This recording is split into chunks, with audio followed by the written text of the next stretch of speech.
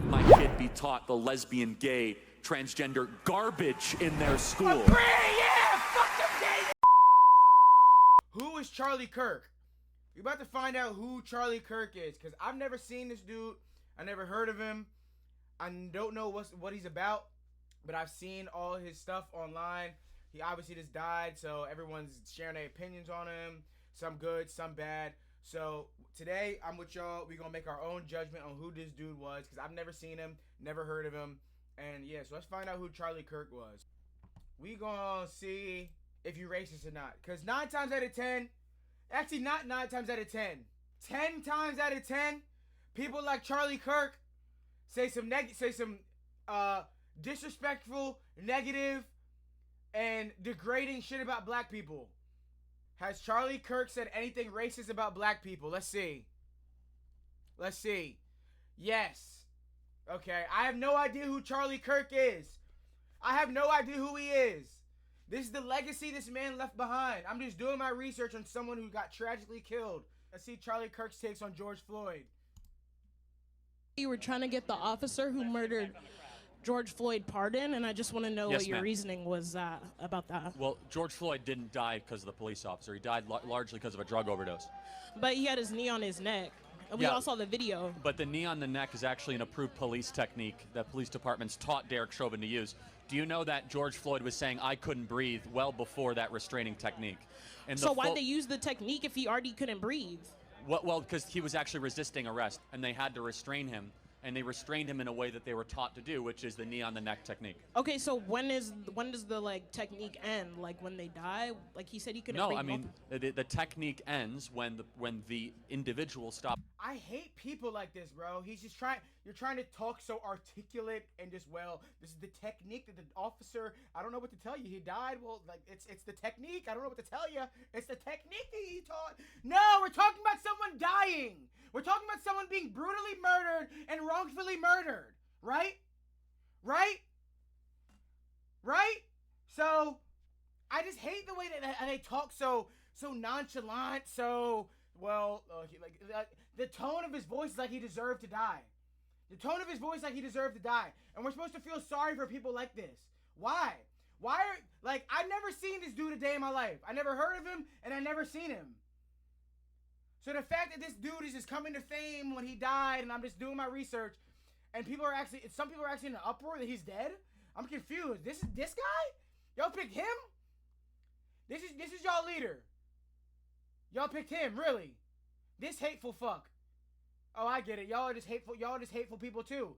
Any of his followers, y'all are just as hateful as him. Because why are you talking about a dead person like this? Well, just so Charlie Kirk, since you're passed away right now, we should just say, well, he just put out hateful comments, and he was a bigot, and he was prejudiced, and he didn't like gay people, and he thought Jews controlled the world. And fuck him, right? Let's just we have to start treating people how they want to be treated. Charlie Kirk wanted to be treated this way. He treated other dead people this way. He treated other groups of people this way. So when he dies in the vein he died, would he feel sorry for himself? If he didn't agree if Charlie Kirk didn't agree with his own views, would he agree with his death? I don't think so. I don't think he would. This shit is sickening. Calling for a pardon for the police officer. Like, this is just, like, can we just stop? Like, just stop. Just stop. Because I hate the smoke and mirrors that we do and the talking point. All this shit comes down to race. Everything comes down to race, dog. Everything. George Floyd and the police officer. There's white people pardoning the police officer. There's black people in the uproar, George Floyd. And there's people in the middle with common sense. Take the color out of it. Someone was wrongfully killed. Period. That's the take out of it. Then there's race in the the quarterback debate and the Lamar Jackson, Josh Allen. All that shit is race, bro. They're two great quarterbacks. Everything comes down to race. There'll be white commentators loving Josh Allen a little too much. There'll be black commentators loving Lamar Jackson a little too much. And they share their opinions so much, and they try to put the other person down. It just comes down to race. All this shit comes down to is race. And all the people that feel some type of way that stand on one side of the fence are just being racist. That's it. You're just being racist. You're standing up for your kind over the other kind. That's all it is. That's all it is in America 9 times out of 10. Then there's people that stand in the middle that understand both sides and don't really give a fuck and just understand that's what it is. Like me. I get both sides and I understand it. I understand how shit go. I understand that all the shit just racist. I understand Josh Allen is a fucking dog. I understand Lamar Jackson is a fucking dog. I understand they're both great. And I understand a little white kid in Buffalo is going to root for fucking Josh Allen more than he's going to root for Lamar Jackson. Why? Because he identifies with him more. He sees himself in him. When he sees Josh Allen's wife and he sees Josh Allen's kid, he looks at it, wow, I would love to aspire to be that. And then when a black kid sees Lamar Jackson with his nappy braids, and he's a millionaire, you don't give a fuck how he looks, you don't give a fuck how he presents himself, he got a shiesty on, he talked the way he talked, he don't talk politically right, he don't give a fuck. A little kid in Florida is going to be, wow, I identify with him. I see myself in him, I want to be like that. So that is where it comes with. That is where it comes from. So Charlie Kirk identifying with the police officer over George Floyd, no matter how brutally he was murdered, how wrongfully he was murdered, he's going to side with the white police officer. Why? Because he identifies with him. He probably has a police officer in his family, probably wanted to be a police officer at some point in his life, so he's going to defend that side. It's wrong, but I'm just talking about the psychology and why things the way they are. It is what it is.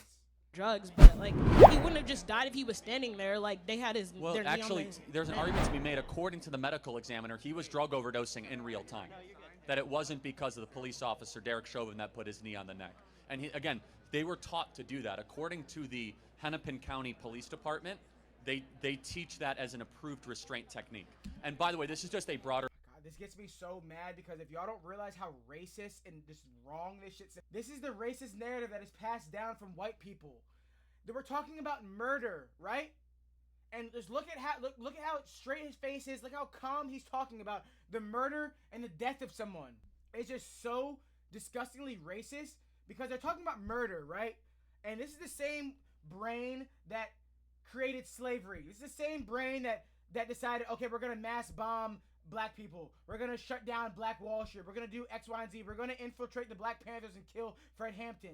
This is the same white brain that thinks this way. They just go, well, that's the technique. That's just the technique they were taught. But let's talk about humanity and doing the right thing. I don't give a... So if you're taught to kill people, you're just going to kill them? Well, this is what I was taught. I'm sorry. So if people are being enslaved and brutally beaten and brutally treated... You're just going to hop on board as a slave owner and be like, well, this is what everyone else is doing. Shit. Okay. You're not going to have a brain for yourself and go, nah, y'all are tripping over there, whipping them and enslaving them and buck breaking and raping them and all this shit. Y'all are tripping, dog. No. People like this, they don't think like that. And they never thought like that. All the way back to the 1800s, 1700s, whatever. They never thought like that. However, the majority of them think, no matter how sick, no matter how twisted, they do it. They think, well, it's the technique. This is what we were taught. Well, my grandpa taught me that black people are crooks, so you're crooks. I'm sorry.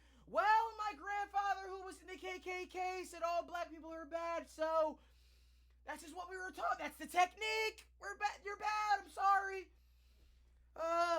Well, my great aunt did tell me that all black people are stupid. I'm sorry. It's the technique we were taught. I'm sorry. Hey, it's the technique we were taught. I'm sorry. That's just what that gives. That's what that gives. So please, if you're white, you have a lot of unlearning to do. I'm sorry, you do. I have a lot of unlearning to do as well as a black community because we think a lot of things are right in our community and are cool, and they do nothing but just hold us back and make us look stupid. I agree with that. But white people, you have to call out your people like this. White people, you have to call out your people like this. The racist people in your tribe that spew shit like this, you have to call them out. Because this is sick and twisted. This is sick. You will never live in a society when you have an armed citizenry and you won't have a single gun death. That is nonsense. It's drivel.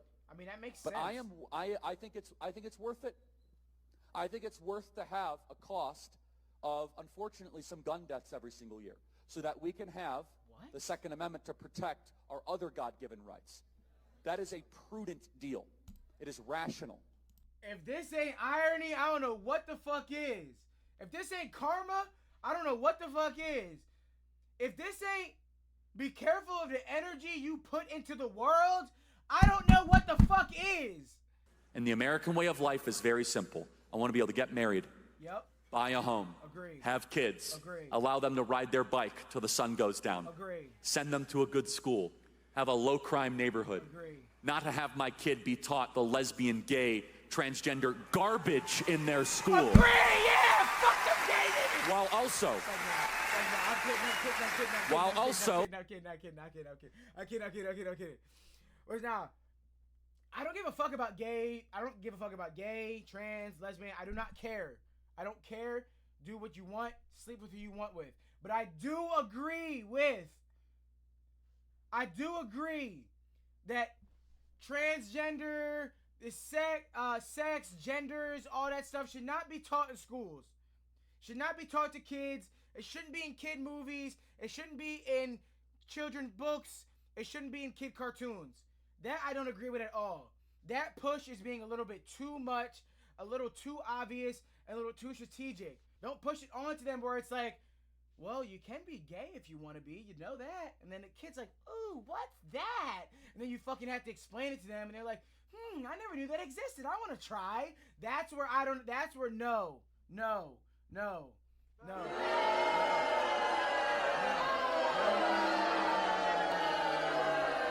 I don't agree with that, because then it's like you're just bringing on. That's like a drug addict. It's like that's how you get people hooked on the drugs, and that's how I feel. It's the same way with this gay agenda. Same thing they would do to get a drug addict hooked on the drugs. Squeaky clean knows nothing about crack, nothing at all. Just does cocaine here and there, partying occasionally, have fun with that, right? And a girl comes up to her, you ever tried crack? Ooh, what's that? Oh, it's just a stronger version of cocaine. You smoke it, and the third. Oh, I never heard of that. Let me try it. Smokes crack. Now you're addicted to it. You didn't even know it existed. You didn't even know it existed. Now you're hooked to it. You can't stop. It's the same thing with booty. A kid, a 12-year-old kid, he loves girls. He's got Kim K hanging on his wall. Ice Spice hanging on his wall. I just love booty. I love a fat ass. And then the TV for a whole movie goes, you know it's okay to be gay. You know it's okay to love penis, right? It's okay to love your neighbor. Your best friend, Kyle? Yeah, you can kiss him if you want to. What? I can do that? Talking to the TV. What? I can do that? And then he starts getting curious.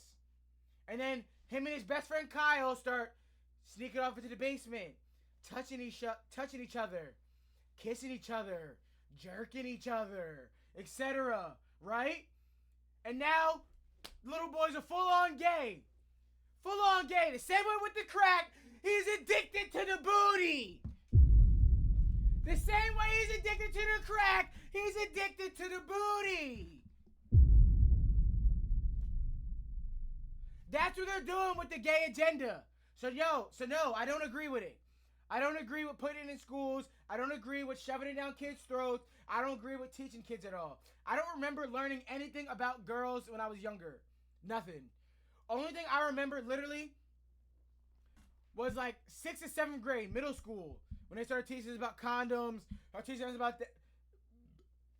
us about STDs and shit. But elementary school, preschool, I did not get taught anything. When I was young, it was cool to have 2 girlfriends in school, and like tell your mom and tell your girl cousins like, oh yes, that's Stacy and And that's Alondra. Yeah, they both my girlfriends. Or like your older brother like just fuck with you. Yo, how many girlfriends you got in school? How many girlfriends you got in school? I know you go with the ladies at school. How many girlfriends you got? I got like 4. I got like 4 girlfriends in school. We all know we got that little cousin that be like that. Yeah, I got like 4 girlfriends in school. Yeah. But what happens when it's like, yeah, I got 4 boyfriends at school? What do we do when we get to that point? Yeah, I have some conservative beliefs. I got some conservative beliefs. I do. I love that guy. What? This is such bullshit. I've never been so pissed in my whole life. I just murdered Charlie Kirk right here in Utah. I'm so freaking pissed right now. This is bullshit. I just saw blood squirting out of his neck. So this is how y'all are acting. 20 kids were just shot at a Catholic school. Not one conservative cry. Not one conservative cry. Kids, children are being killed. Y'all say, well, I'm fine with the cost of some gun deaths in order for us to keep our Second Amendment and keep our gun rights, right? Not one conservative cry.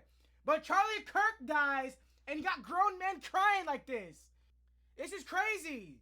Y'all are crying over a racist, homophobic, bigoted, prejudiced scumbag. Wake the fuck up. I love that guy. He would have been our next president. I am so pissed right now. Why do they always come with fucking violence? Gosh damn. Could have been our next president. This is the people y'all wanted. Y'all. This is the people you wanted to lead you.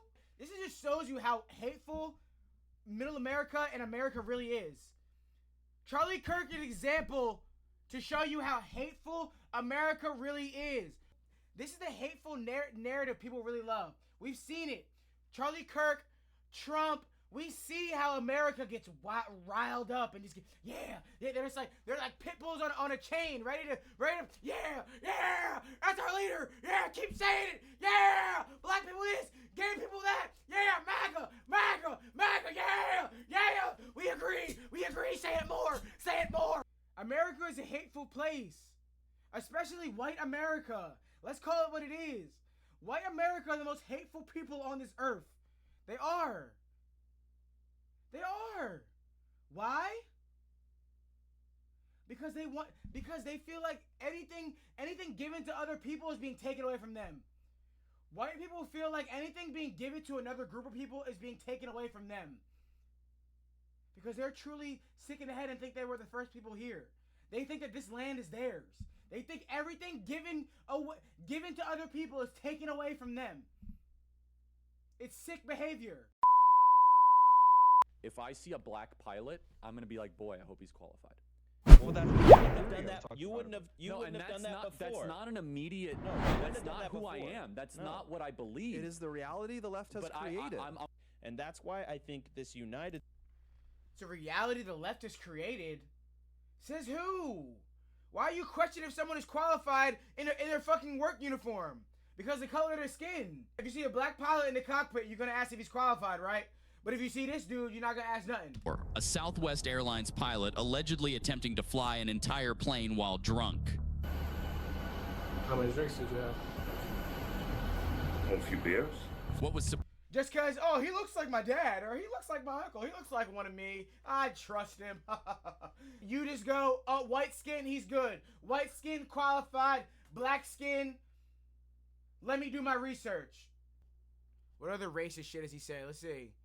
This shows they were actually better in the 1940s. It was bad, it was evil, but what happened? Something changed. It was evil, but what happened? Something changed. I never hear white people ever say, yo, slavery was out of pocket, y'all. We were tripping. That shit was inhumane. How could we have done such a thing? How can we feed black babies to alligators? You don't hear that. You hear a lot of excuses and just hear a lot of bullshit. Just hear a lot of bullshit about the black plight. Terror permeated American culture for hundreds of years. Black America is worse than it has been that affected in the last 80 years. The generational psyche of an entire group of people? No, I'm sure it did. I'm not discounting that. I'm sure it did. I'm not discounting that. I hate how white people act like the black shit is all on black people. It's all black people's fault. Do you honestly think? Use your brain.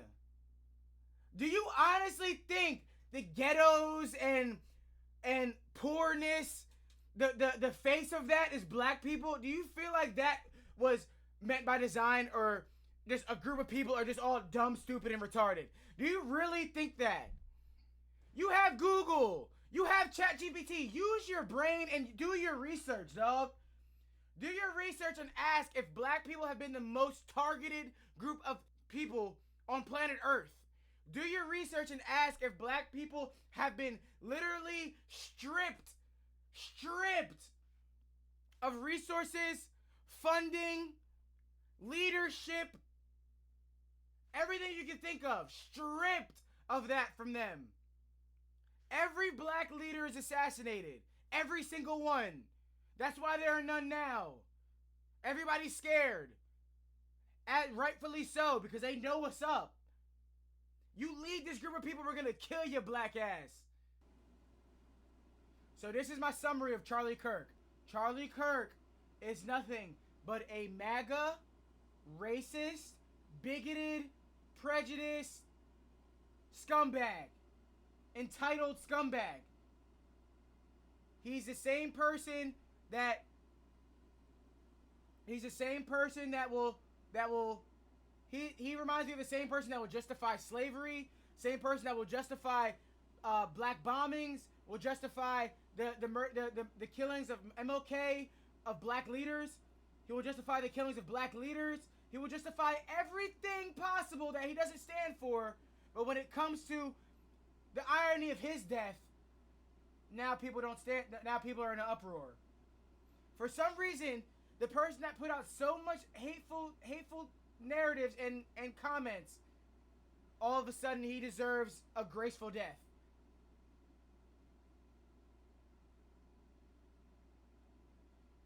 My conclusion on Charlie Kirk is that he was a bad person. He put out shock value takes and comments to get views, to build a following, to build his MAGA following. All he wanted to do was just get like-minded white people to spew his hateful narrative. He was a very hateful person. He was a disgusting, sick person, I feel like. I think he was a piece of shit that got the hate he put out to the world.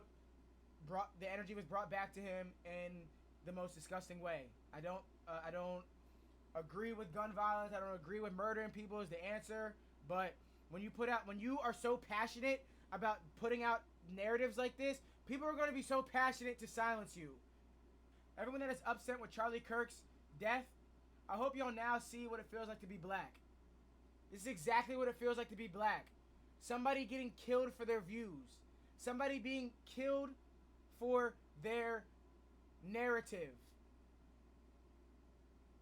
But the thing is, between Charlie Kirk and a black leader, black leaders were killed for their positive movements, for their positive movements to get black people on an equal playing field.